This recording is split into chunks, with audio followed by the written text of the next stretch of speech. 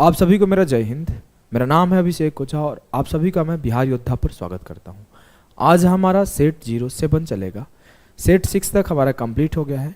Set 7 के बाद 3 set और आएगा, लेकिन वो 3 सेट आने से पहले मैं आज से रिकॉर्डिंग स्टार्ट कर दिया हूं आपके संडे स्पेशल वाले क्लास का। जो संडे स्पेशल वाला क्लास है वो आपको 1:12 PM दोपहर में मिलेगा। मैं आशा करता हूं आप लोग इस वीडियो को इतना प्यार देंगे कि मैं बहुत जल्द और भी अच्छी अच्छी चीज़ें आपके लिए लेकर आऊँगा। थोड़ा बिजी हूँ, थोड़ा आपको चेहरे पे थकान दिख रहा होगा, आंखों में थकान दिख रही होगी, लेकिन हाँ, शरीर नहीं थका है क्योंकि बहुत ऊंची उड़ान उड़ना है। फिर भी मैं खड़ा होकर क्लास ले रहा हूँ। रात के बहुत लेट टाइम हो चुका है, तो मेहनत करते रहो। जीवन में जितना संघर्ष करोगे उतना ही आगे जाओगे। संघर्ष से बचोगे तो ऊंचाइयां भी कम पाओगे। तो आपको संघर्ष से नहीं डरना है, आपको ऊंचाइयों को देखना है और लड़ते रहना है, संघर्ष करते रहना है। आइए सवाल को सॉल्व करते हैं। पहला सवाल आपके सामने है, इसे पढ़ के सॉल्व करने का कोशिश करिए। बोला गया है कि 12 पुरुष एवं 16 लड़के मिलकर किसी भी काम को 5 दिनों में पूरा कर सकते हैं। 13 पुरुष और 24 लड़के मिलकर एक ही काम को 4 दिन में पूरा कर सकते हैं। एक पुरुष और एक लड़के को एक दिन के काम का अनुपात बताएं। सवाल को समझो कि 12 men and 16 boys together can complete any work in 5 days. 13 men and 24 boys together can complete the same work in 4 days. The ratio of work done by a man and a boy in a day. आसान भाषा में आपको efficiency बता दो, काम हो जाएगा। Efficiency बता दो, काम हो जाएगा। मैं बोलूं कि 12 पुरुष तो 12 मेन, 16 लड़के मतलब 16 बॉयज कितने दिन काम कर रहे हैं सर? 5 दिन काम कर रहे हैं। ये भी काम हुआ, और अगर मैं बोलूं तो ये भी तो काम ही हुआ जब 13 आदमी और 24 औरत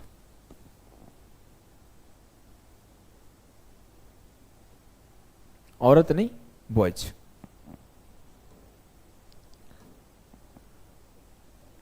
4 दिन तक काम किए। जी सर, कोई दिक्कत नहीं है ना। मैं बोला कि मान लो मैं 4 घंटे क्लास लेता हूं, आप 8 घंटे क्लास लेते हैं, तो मैं और आप मिलके कितने घंटे में क्लास खत्म कर देंगे? तो वही है कि इतने लोग मिलके इतनी देर में काम कर रहे हैं, तो ये इंटू ये। अब मैं अगर बोलूं मेन को एक साइड और बॉयज को एक साइड करो, तो मल्टीप्लाई करो। 12 पच्चे 60 मेन प्लस 80 बॉय बराबर होगा 13 चौके 52 मेन प्लस 24 चौके 96 बॉयज। मैं क्या किया, 52 मेन को इधर लाया, तो 60 men minus 52 men equals to 96 boys minus 80 boys. 8 men equals to होगा 16 बॉय। मेन अपॉन बॉय बराबर होगा 16/8। उत्तर आया आपका 2/1 जब आप 8 से काट दोगे। मुझसे पूछा गया था मैन और बॉय का अनुपात बताए, तो 2:1। इस सवाल को कर लिए, लेकिन कभी कभी एग्जाम में एग्जामिनर थोड़ा सा घुमा देता है। वो ऐसे करेगा, आखिर में जाके पूछ लेगा। देखो ये सब चीजें ना अनुभव से आती है। मैं आपको बहुत छोटी सी चीजें सिखाऊंगा। वो लास्ट में जाके बोलेगा एक लड़का और एक आदमी का अनुपात बताएं, और फिर से ऑप्शन ये 2:1 देगा, और एक ऑप्शन मान लो बी वाले को 1:2 दे देगा। अब आप तो पेपर में हो, थोड़ी जल्दीबाजी रहती है, थोड़ी नर्वसनेस रहती है, थोड़ा प्रेशर रहता है। अगर आप पेपर दिए हो मेरे लाल, मेरे भाई, आपको पता है ना कितना हड़बड़ाहट रहता है, जल्दी जल्दी करते हैं। उस जल्दी में आप इसे टिक कर दोगे और गलत हो जाएगा। यहां पर ये आंसर बॉय रेशियो मैन पूछेगा तो 1:2 होगा। ये क्यों सिखा रहा हूं? क्योंकि अक्सर मिस्टेक बच्चे कर देते हैं। तो आपको इस मिस्टेक से बचने का एक तरीका है कि reread the question before marking your answer. सवाल को आप एक बार और पढ़ें आंसर मार्क करने से पहले। तो क्या सवाल में पढ़ना था कि एक पुरुष एवं एक लड़के का अनुपात बताएं, तो पुरुष और लड़के का अनुपात। अगर मुझसे पूछता कि एक लड़का और एक पुरुष का अनुपात बताओ, तो मैं क्या करता मेरे लाल, मैं 2:1 की जगह 1:2 टिक करता। क्लियर है जी सर, क्लियर है। तो आइए नेक्स्ट सवाल पे मूव करते हैं। अगर आपको छापना है तो लिख सकते हैं। नेक्स्ट सवाल पे मूव करते हैं।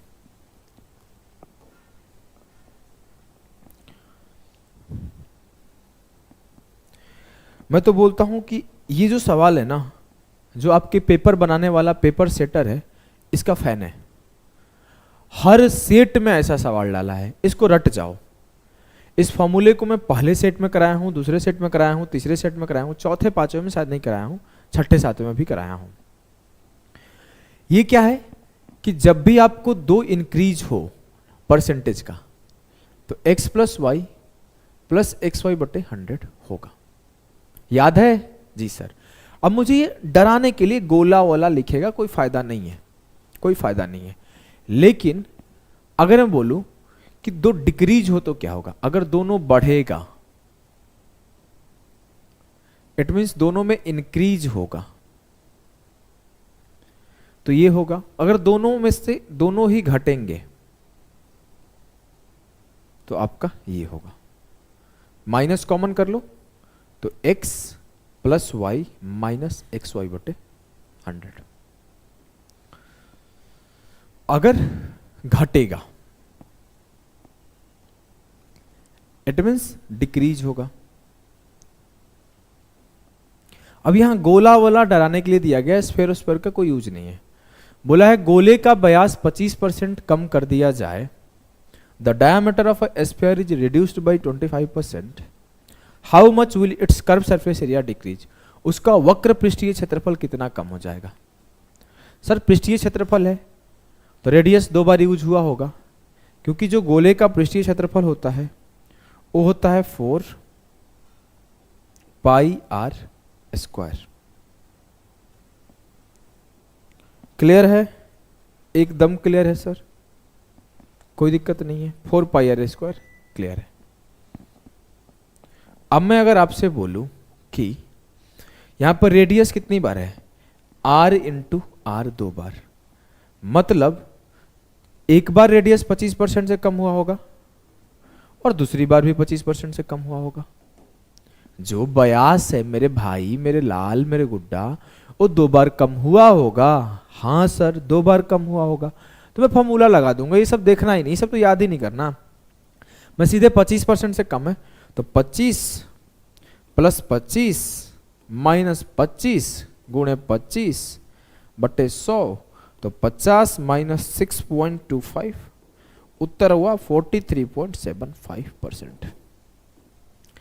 क्लियर है, एकदम क्लियर है सर। हलवा सवाल था, कुछ भी नहीं करना था, एक लाइन में उत्तर आ गया। इस सवाल को तो मैं देखते ही उड़ा दूंगा, पेपर में आएगा जरूर। इस पे सवाल नोट कर लो, मोस्ट इंपॉर्टेंट सवाल है। देखो मैं 2-3 बातें हमेशा बोलता हूं जिससे कुछ लोग अभी तो नेगेटिव बोलना शुरू कर दिए। बार बार क्यों बोलते हैं यार, बार बार बोलना पड़ता है। मैं एक बात बताता हूं कि अब मैं ये बात क्यों बोल पा रहा हूं। जनरल लोगों से आप पढ़ोगे, जनरल टीचर से पढ़ोगे, जो आता है रटा रटाया चीजें लेके, बेटा ये होगा आंसर, तू ऐसे कर ले, ये होगा आंसर, ऐसे ऐसे, तो वो बच्चे सीखते हैं। लेकिन उससे मेरे भाई सिलेक्शन नहीं होता, क्योंकि सर खुद सिलेक्शन लिए हुए हैं, सर ने खुद उस पोस्ट को अचीव नहीं किया है। तो मैं आपको ना वो चीजें हमेशा बोलता हूं ना, जिससे आप ध्यान रखो कि जो सामने खड़ा है वो सिलेक्शन लिया है, तो हम उस पॉइंट को हर बार नोट करूंगा, मैं पिन करूंगा। इस बात को ध्यान देना, ये पेपर में आएगा, इस बात को ध्यान देना, ये पेपर में आएगा, क्योंकि पेपर का अनुभव है। और पेपर के अनुभवी लोग क्या करते हैं ना कि 50 सवाल आ रहे हैं, 100 सवाल आ रहे हैं, 20 सवाल आ रहे हैं, 10 सवाल आ रहे हैं, उसमें से कुछ सवाल तो उनको पता है कि आएगा ही आएगा, तो उस पर वो नोट कर दिए ये आएगा। अब आप बच्चा जो मेरे से सुन रहा है वो सुन लिया कि हाँ अभिषेक सर बोले हैं ये आएगा, इस पर थोड़ा फोकस कर देना है। अब क्या होगा, जब वो पेपर में आएगा तो जहां अदर बच्चे ये सोचेंगे कि मैं कैसे बनाऊं, किस तरीके से करना शुरू करूं, हो सकता है वो बना ले, लेकिन वहीं पे आप मेरे से पढ़े हो तो आपको क्या फायदा होगा, अच्छा ये तो बताए थे सर ऐसे होगा, निकल गए बना के। यहां पे आप समय को डिक्रीज किए और अपने कॉन्फिडेंस को इंक्रीज किए। बस यही डिफरेंस क्रिएट करता है एग्जाम में। जो खूब खुश और खूब कॉन्फिडेंट हो जाता है ना, तो दो सवाल जो उसको नहीं आ रहे थे ना, उस पर भी वो सोच सोच के बना लेता है। और जो थोड़ा सा दुखी और नर्वस हो जाता है ना, उसको आते हुए सवाल गलत करता है। तो मैं आपको ना सिर्फ मैथ से नहीं पढ़ाता, मैं आपको वो पेपर पास करके सिलेक्शन कैसे लेना है, रिजल्ट कैसे लेना है, वो सिखाता हूं। समझ गए? तो आप इस बात को ध्यान रखना, इस सवाल को भी ध्यान रखना।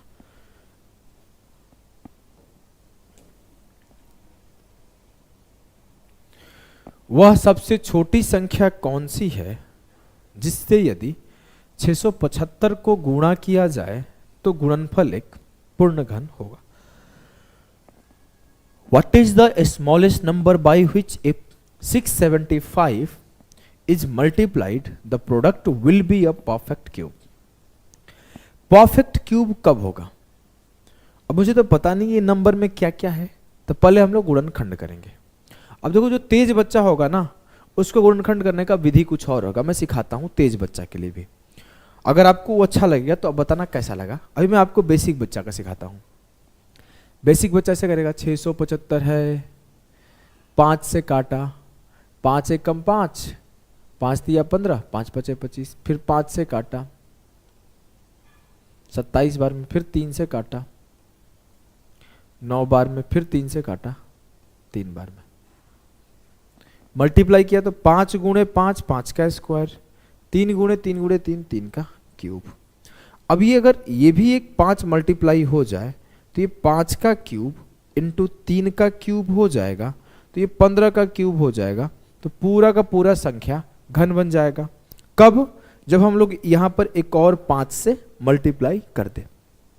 है ना मेरे लाल? हाँ सर। तो मुझसे पूछा गया है किस संख्या से मल्टीप्लाई करें, तो 5 से।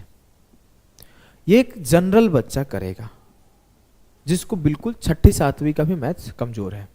अब बोलता हूं कि जिसको ना, जो मेरे से खास करके पढ़ा है, because number system is my favourite part, मैं उसे ऑब्जर्वेशन ऑफ नंबर सिखाता हूं कि नंबर को देखने के बाद आप उसमें क्या क्या चीजें देख सकते हो, उस नंबर में कौन कौन से नंबर अंदर में छिपा हुआ है, उसको हम लोग गुणनखंड कैसे करें, फैक्टराइज कैसे करें। देखो 675 है जी हाँ, अगर मैं इसे ऐसे लिख दूं 676 माइनस 1, ये मन में वाला पार्ट है, मैं लिख लिख के दिखा रहा हूं।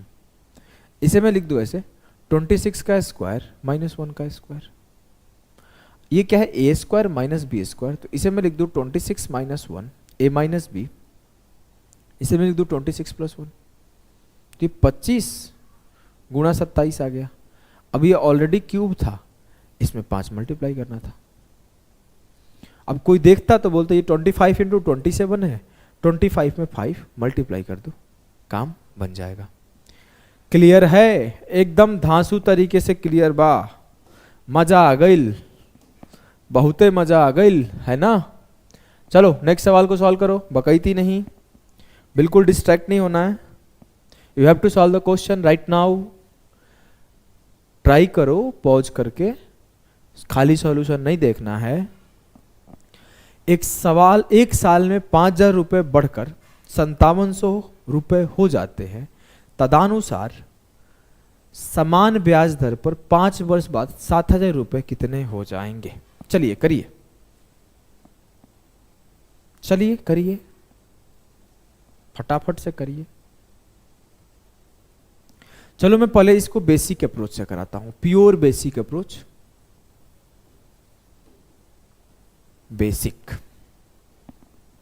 बेसिक अप्रोच में क्या है कि 5,000 रुपया था एकदम सर, ये क्या हुआ, ये 5700 रुपया एक साल में हो गया।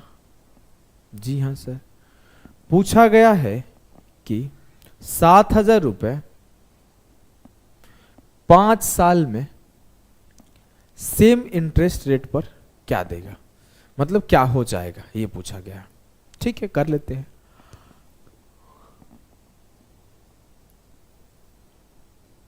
जो सिंपल इंटरेस्ट होता है वो होता है principal into rate into time बटे 100, है ना मेरे लाल? यस सर, यही होता है। अब मैं अगर बात करूं कि मेरा इंटरेस्ट कितना है, तो 5,000 के ऊपर 700 रुपए का इंटरेस्ट मिला होगा, तभी तो 5700 बना होगा। Yes sir. तो 700 मेरे ब्याज है, 5,000 मेरा प्रिंसिपल है, रेट मुझे पता नहीं है, टाइम मेरा 5 साल है, और बोला गया है कि रेट निकाल लो। निकाल लेता हूं, बहुत आसान है। निकाल लेते हैं। 2 जीरो से 2 जीरो खत्म। ठीक 14 आना चाहिए, आ नहीं रहा है क्या? अच्छा, टाइम 1 साल है ना। देखो यहां पे बोला गया है कि 1 साल में, तो यहां 1 टाइम है। अब मैं, आप लोग सोच रहे होंगे सर आपने 14 क्यों बोला, यहां गलती कर रहे थे फिर भी आपने सही कैसे बोला? तो मैं आपको अभी रैंकर अप्रोच सिखाऊंगा तो बताऊंगा कैसे सही बोला। अभी आपको ना एक तरीका सिखाऊंगा, कैसे देखते आंसर बता देना है क्या आएगा 1 सेकंड में। अभी आपको रैंकर से अप्रोच सिखाऊंगा, ये बेसिक तरीका है। अब मैं बोला रेट मेरा 14% है, तो मैं इंटरेस्ट निकाल देता हूं कि अगर मेरा प्रिंसिपल 7,000 है, टाइम मेरा 5 साल है, रेट मेरा 14% है, जो मेरा ब्याज आएगा वो क्या आएगा? 14 पचे 70, 7 सत्ते 49, 4900 का ब्याज आएगा।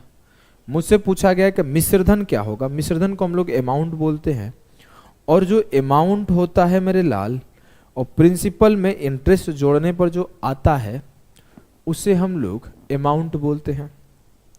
अब मैं अगर अमाउंट निकालना चाहूं तो ये मेरा 7,000 प्रिंसिपल था,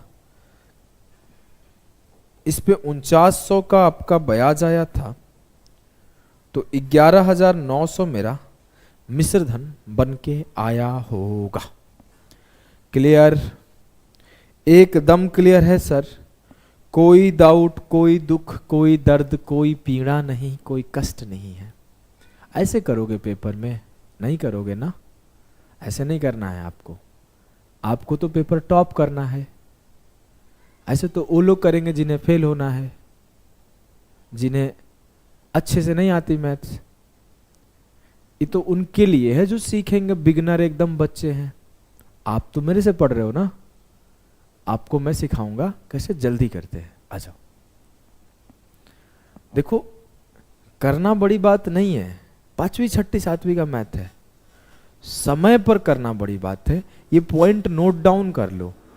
सवाल को कर लेना बड़ी बात नहीं है, सवाल को परीक्षा हॉल में समय पर कर लेना बड़ी बात है। आइए मैं सिखाता हूं। मैं बोला कि 5,000 रुपए के ऊपर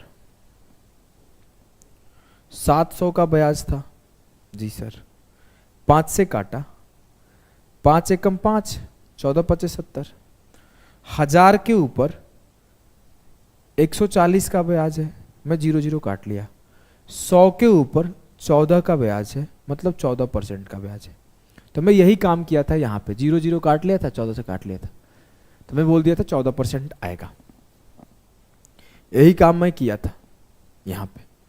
अब मैं सवाल को देखते ये बात कर दूंगा कि मैं काट दिया 0 से 0 और 5 से 14 पचे 70, तो 100 के ऊपर 14 का ब्याज है, मतलब 14% का ब्याज मिल रहा है। 14% इस वजह से क्योंकि समय 1 साल है। अब मुझे 7,000 के ऊपर 14% के दर से 5 साल के लिए बताना है, तो 14 और 5 70। 7,000 के ऊपर 14 5 70, 14 गुणे 5/100। तो ये ऐसे तो सब करेंगे, ऐसे सब करेंगे। ये जो मैं पीछे सिखाया हूं यहीं पे यही सिखाया हूं ना, लेकिन ये भी नहीं करना आपको। आपको क्या करना है? अब मैं बोलूं 5 साल के लिए 14% पर कितने का ब्याज आएगा? 14 5 70% का ब्याज आएगा। 14 5 70% का ब्याज आएगा, तो जो इसका मिश्रधन बन जाएगा वो क्या बन जाएगा? सर इसमें 100% एक्स्ट्रा होके 170% बन जाएगा। तो जो मिश्रधन आएगा वो 7,000 का 170% आएगा। 7,000 का 170%। 170% का मतलब 170/100।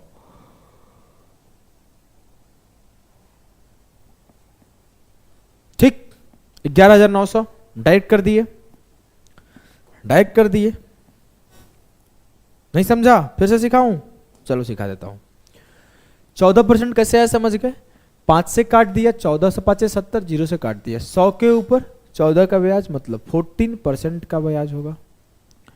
अब 14% का ब्याज यहां पे भी लेंगे 5 साल के लिए, तो 14 गुणे 5 70% का ब्याज मतलब इंटरेस्ट मिलता। 70% इंटरेस्ट मिलता, लेकिन मुझे मिश्रधन चाहिए, तो 70 में 100% और ऐड कर दिया, तो 170% मिश्रधन होगा। 7,000 का 170% निकाला, 11,900 आ गया। यह है मेंस लेवल अप्रोच। अगर आप भारत का परीक्षा देते हो कोई सीजीएल लेवल का, तो मैं ऐसे सवालों को ना पेन नहीं उठवाता। जो मेरे से पढ़ते हैं, अभी तो कल या परसों में आंसर किया आया था, बहुत सारे बच्चे हैं जो टॉप करेंगे, पूरे भारत में टॉप करेंगे। मेरे पेड बैच के स्टूडेंट हैं, एप्लीकेशन पे पढ़े थे वो लोग, मेंस का बैच था जिसमें, तो काफ़ी बच्चे ऑल इंडिया में रैंक लाएंगे। उनका जो पोस्ट मिलेगा, कोई इनकम टैक्स इंस्पेक्टर बनेगा, कोई असिस्टेंट सेक्शन ऑफिसर मंत्रालय में बनेगा, कोई जीएसटी इंस्पेक्टर बनेगा, कोई एईओ ईडी जाएगा, कोई सीबीआई में जाएगा, अच्छे अच्छे पद पर जाएंगे। तो वो लोग पेपर को ऐसे ही सॉल्व करते हैं। कैसे सॉल्व करते हैं मैं आपको एक डेमो दिखा रहा हूँ। अगर मैं सीजीएल को पढ़ा रहा होता, मेंस लेवल को, तो मैं क्या सिखाता? बोलता देखो बेटा 14% यहाँ हुआ, 14 5 70, 170% निकाल लो, 17 7 119। समझ रहे हो? फिर से एक बार बोलता हूं, 14% यहां हुआ, 14 5 70% का ब्याज हो जाएगा, और 70 में 100% और जोड़ दिया, 170, 17 में 7 से कहिए, 17 7 119 आंसर। मैं वहां विदाउट पेन या फिर कम से कम लिख के वर्बल अप्रोच सिखाता हूं, जिससे ना आप पेपर को टॉप कर पाओ। क्लियर है? जी सर। आइए नेक्स्ट सवाल को करिए।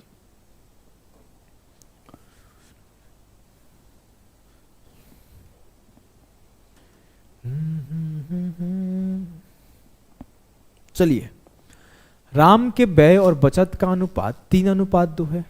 उसकी आय 10% बढ़ जाती है, उसका व्यय भी 12% बढ़ जाता है, तो उसकी बचत कितने बढ़ेगी? आपको इतना तो पता है ना कि जो इनकम होता है वो बराबर होता है एक्सपेंस प्लस सेविंग के। जो आपका आय होता है वो हमेशा खर्च और बचत के सम के बराबर होता है। खर्च को ही व्यय बोलते हैं, चिंता मत करना, खर्च को ही व्यय बोलते हैं। अब आपको क्या करना है? अब आपको क्या करना है? यहां पर बोला कि 3:2 में बचत का अनुपात है। जब मैं शुरुआत का क्लास पढ़ा रहा था, मेरे भाई, मेरे लाल, मेरे गुड्डा, तो मैं एक स्टेटमेंट सिखाया था कि जब भी आंसर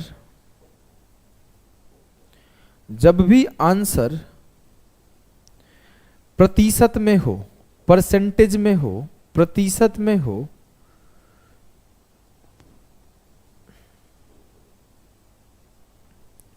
तो आपको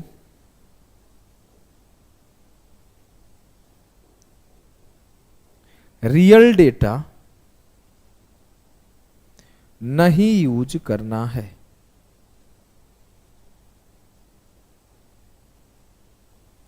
इसका मतलब क्या है सर?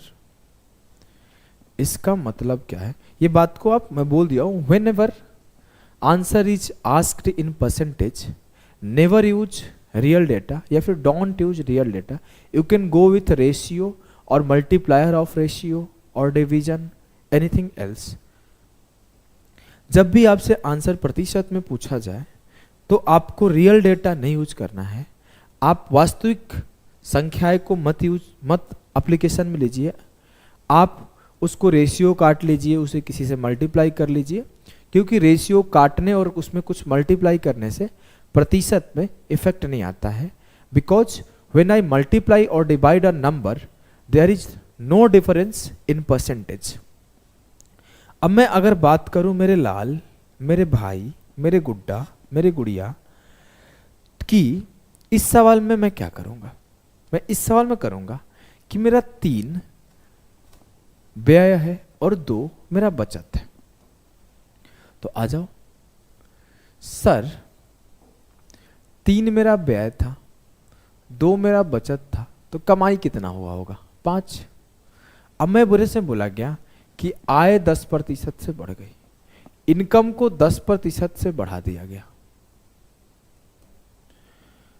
और उसका व्यय भी 12% बढ़ गया।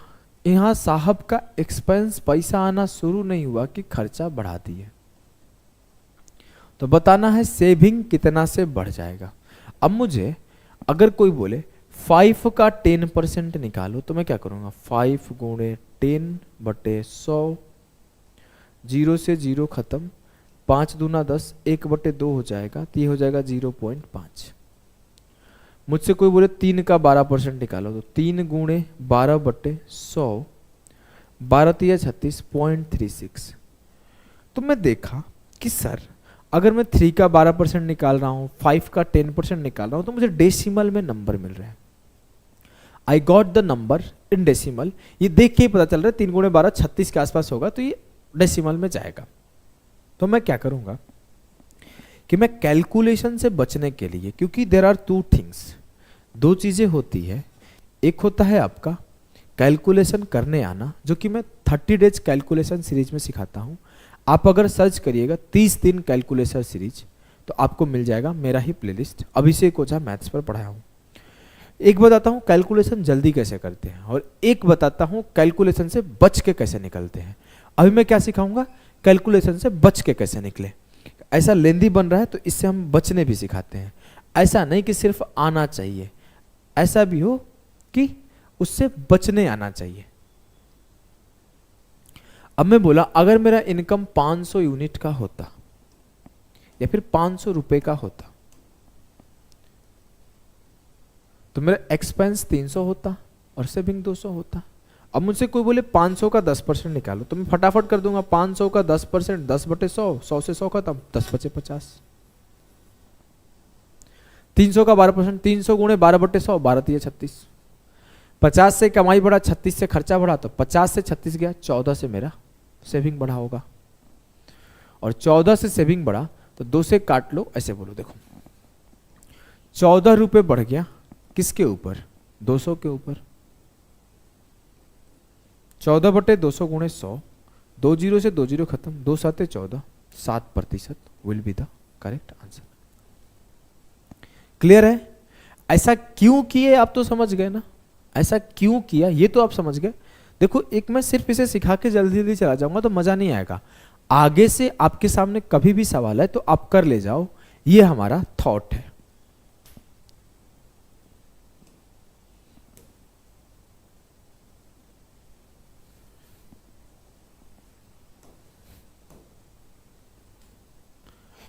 यदि वह वस्तु को दोगुनी कीमत पर बेचता है तो उसका लाभ क्या होगा? 100%। If he sells the article at double the price, his profit percentage will be। इतना तेज कर लोगे? Yes sir. आइए सिखाते हैं, आ जाओ। मैं बोलूं अगर 100 रुपया उसका प्राइस होगा, तो इसको 2 गुना करके 100 गुना 200 में बेच रहा होगा। एकदम सर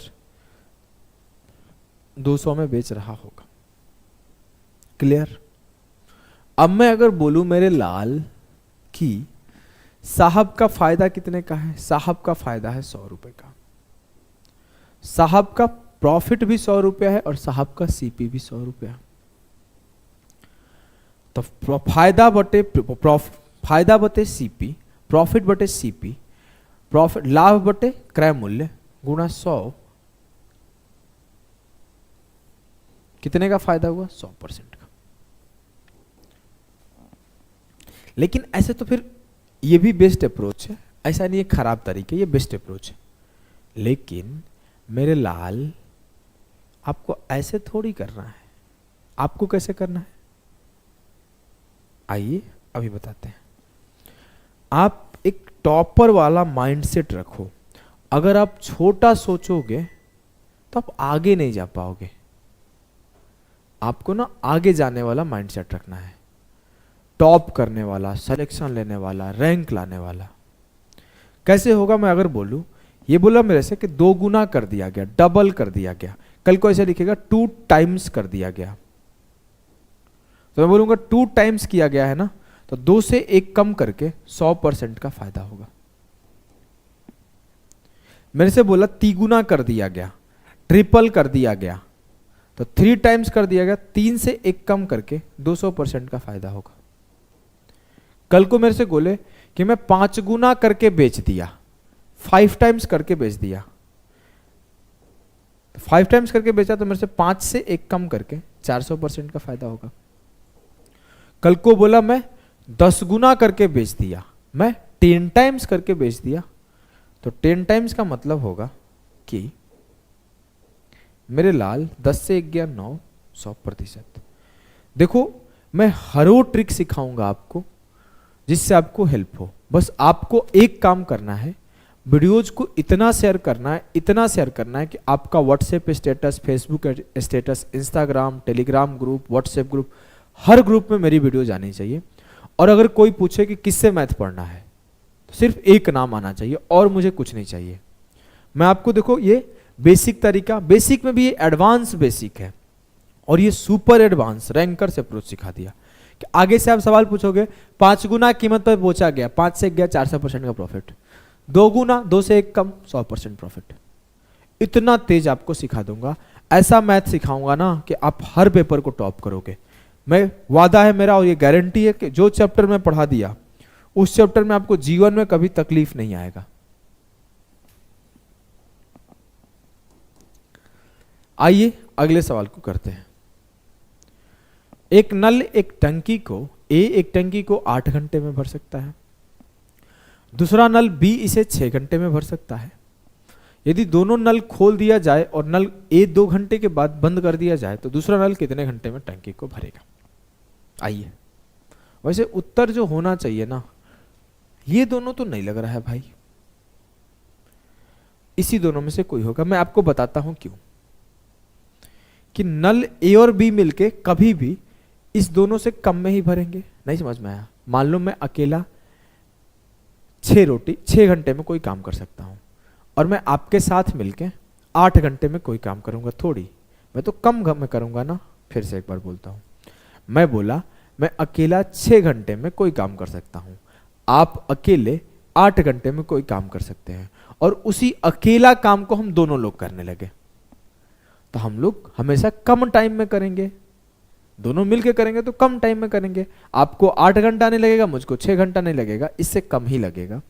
तो यही बोला है कि एक 8 घंटे में करता है, एक 6 घंटे में करता है, एक 2 घंटा के बाद बंद कर दिया गया तो टोटल ओवरऑल 6 घंटा से तो कम ही लगेगा। तो ये नहीं होगा, ये नहीं होगा, इसी दोनों में से कोई होगा। आओ करके दिखाता हूं बेसिक से। आपको ये नहीं भी आए तो कोई दिक्कत नहीं है, धीरे धीरे सिखा दूंगा। ए 8 घंटे में करता है, बी 6 घंटे में करता है। 8 और 6 का एलसीएम 24, 8 या 24, 6 चौके 24। ए 3 के क्षमता से करता है, बी 4 के क्षमता से करता है। 3 और 4 7 के क्षमता से जो वर्क हुआ वो 2 घंटे हुआ, तो 7 दूना 14 काम हो गया। टोटल 24 यूनिट काम करना था, 14 यूनिट हो गया, तो 10 यूनिट काम बच गया। ये 10 यूनिट कौन करेगा? सर ए तो नल बंद हो गया है 2 घंटे बाद, करने वाला सिर्फ बी है, तो 10/b 4, 2 दूना 4, 2 5 10, तो 5/2 मतलब 2.5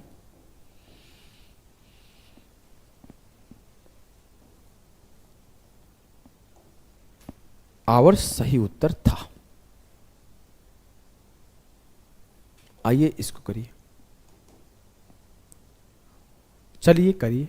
आज का पेपर अच्छा लेवल का था। हीरे के टुकड़े की कीमत उसके वजन के वर्ग के अनुसार बदलती रहती है। The value of a piece of a diamond varies according to the square of its weight. तदानुसार अकॉर्डिंगली यदि 5184 रुपए मूल्य के हीरे को 3 टुकड़ों में काटा जाता है, if a diamond worth 5184 is cut into 3 pieces and the ratio of their weights is 1:2:3। बोला गया है कि यदि उनके वजन का अनुपात 1, 2 और 3 के हिस्से में काटा जाता है तो हानि ज्ञात करिए। ये सब कंफ्यूज करने के लिए बहुत बड़ी बड़ी भाषाएं लिखी जाती है सवालों में। आपको उन भाषाओं से कंफ्यूज नहीं होना है। यहां पे क्या बोला गया कि अब ये बोला हीरे के टुकड़े की कीमत उसके वजन के वर्ग के अनुसार है, बदलते रहता है। तो अगर मैं बोलूं टुकड़े का प्राइस P है और वजन W है, तो P बढ़ेगा तो उसका, यही बोला है ना, वजन के वर्ग के अनुसार है, तो वजन को W से रिप्रेजेंट किया तो W का स्क्वायर, और P प्राइस जो होगा डायरेक्टली प्रोपोर्शनल होगा। समझ रहे हो?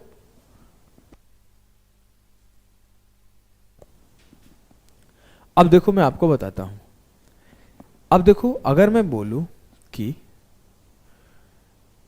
1, 2, 3, अगर एक हीरा का टुकड़ा 1 kg का हो, दूसरा हीरा का टुकड़ा 2 kg का हो और तीसरा हीरा का टुकड़ा 3 kg का हो, तो टोटल हीरे का वजन कितना होगा?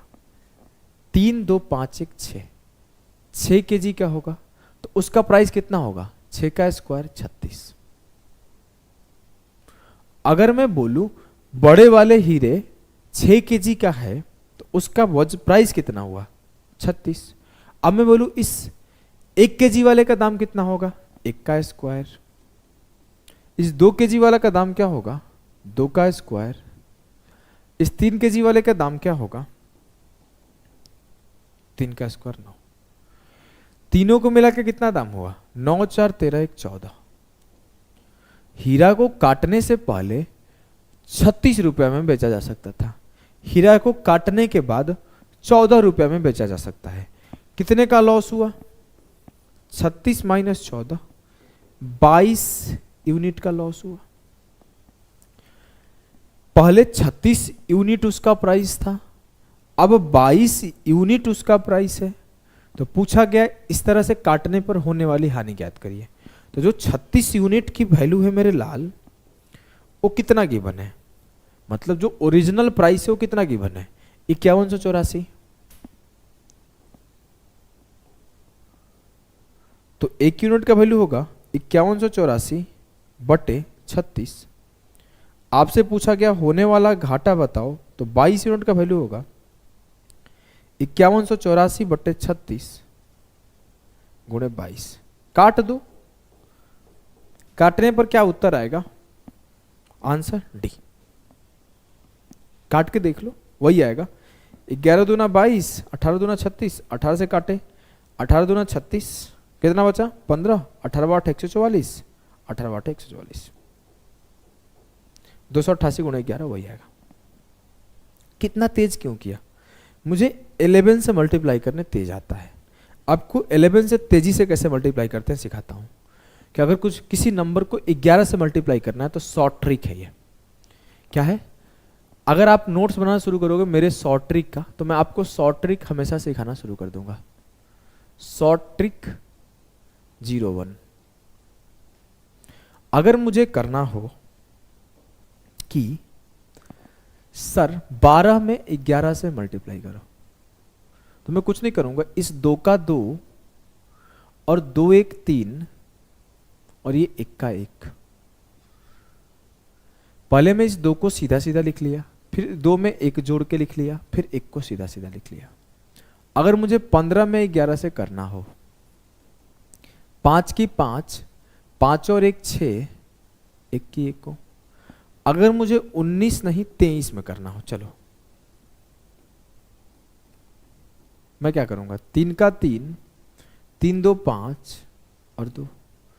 अगर मुझे कुछ ऐसे नंबर को करना है 1 2 3 4 को 11 से, अब आप करके बताओ। 1 2 3 को करना है 11 से, 4 3 2 को करना है 11 से, 5 4 3 को करना है 11 से। चलो जल्दी करो सर। 4 की 4, 4 3 7, 3 2 5, 2 1 3 और 1 की 1। 3 की 3, 3 2 5, 2 1 3, एक की एक, 2 का 2, 2 3 5, 3 4 7, 4 का 4। इसको करके आपको कमेंट करके आंसर बताना है कि 543 इंटू 11 क्या आएगा। कमेंट आना चाहिए, कमेंट आना चाहिए।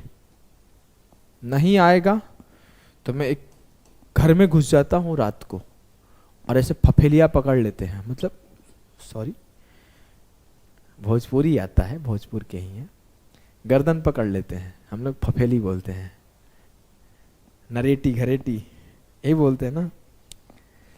पकड़ के बहुत मारेंगे, आंसर नहीं किया तो, समझा? हाँ, आ जाओ, इस सवाल को करते हैं। किसी धनराशि पर साधारण ब्याज मूल राशि का 1/9 है और वर्षों की संख्या प्रतिवर्ष दर प्रतिशत के बराबर है। दर प्रतिशत क्या होगा? Simple interest on a sum of money is 1/9 of the principal amount and the number of years is equal to the rate percentage per annum, the rate percent per annum is। चलिए करिए इस सवाल को, करके बताइए क्या होगा। अगर मैं बोलूं मेरा 9 का प्रिंसिपल है, 9x का प्रिंसिपल है, तो जो मेरा ब्याज होगा वो क्या होगा? इस 9x का 1/9 मतलब x। 9 से 9 खत्म हो गया मेरे लाल। अगर मैं मान लूं कि मेरा प्रिंसिपल 9x है तो ब्याज कितना होगा? x। मुझे फॉर्मूला याद है कि जो SI होता है वो होता है principal into rate into time बटा 100। x मेरा इंटरेस्ट है, 9x मेरा प्रिंसिपल है, रेट मेरा नहीं पता है और टाइम मेरा नहीं पता है। लेकिन एक बात पता है कि जो नंबर ऑफ ईयर है वो इक्वल है रेट परसेंटेज के। अगर मेरा P प्रतिशत का रेट है तो P ईयर का टाइम है, तो मैं मान लेता हूं कि रेट भी y% है और टाइम भी y ईयर्स है। ये बटा 100 होगा। x से x खत्म हो गया, खत्म हो गया। हाँ सर, अब मैं बोलूं कि ये क्या है? 9y² बटे 100 इंटू 1, 9y² बराबर 100, y² बराबर 100 बटे 9, y बराबर 10/3। कैसे? तो ये स्क्वायर रूट हो गया 100 बटे 9 का, तो y बराबर है 3 सही 1/3%। अगर रेट होगा तो 3 सही 1/3%, और अगर टाइम होगा तो टाइम होगा आपके 3 सही 1/3 ईयर्स। क्लियर? एकदम क्लियर है सर, कोई भी किसी भी तरीके का कंफ्यूजन नहीं है। तो आते हैं मेरे लाल अगले सवाल पर। ये सवाल आपका है 3 करोड़ का। इसके बाद आप हो जाएंगे भारत में सबसे ज्यादा जीतने वाले पैसे।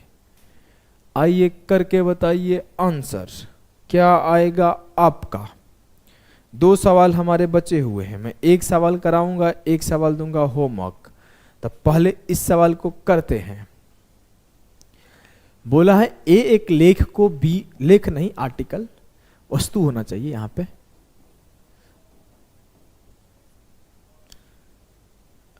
ए एक वस्तु को बी को 20% लाभ पर बेचता है, बी से सी को 25% लाभ पर बेचता है। तदनुसार उस वस्तु के लिए 1200 रुपये सी देता है। प्रारंभिक लागत मूल्य बताएं।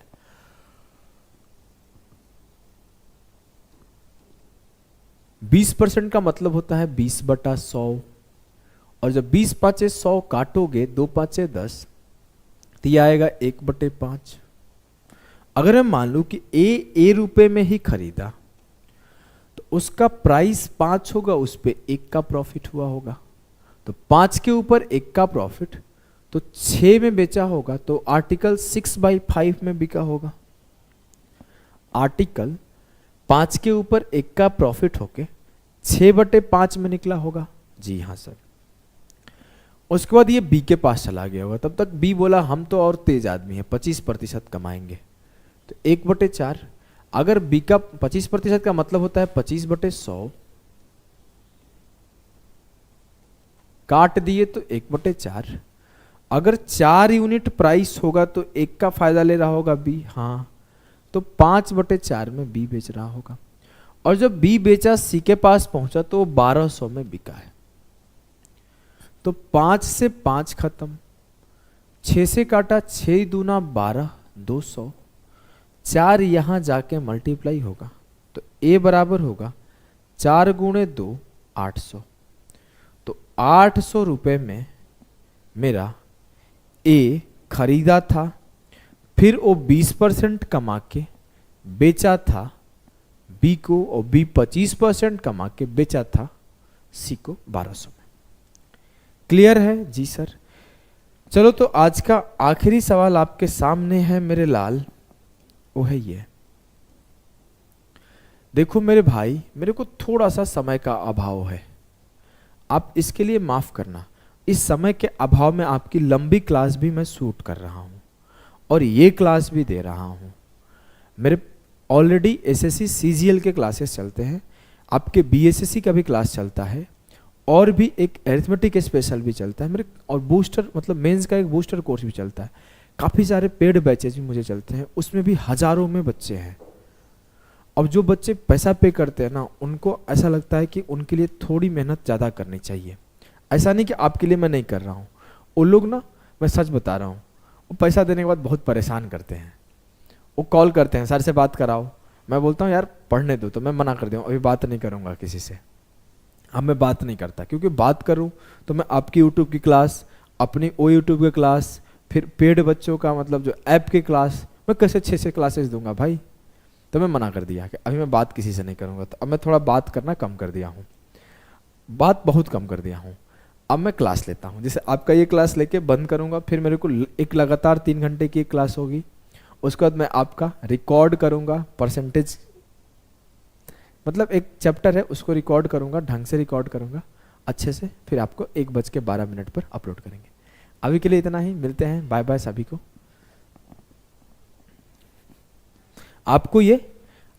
आपको इसका जो वो पीडीएफ लिखा हुआ है ना, ये टेलीग्राम पे डाल देंगे।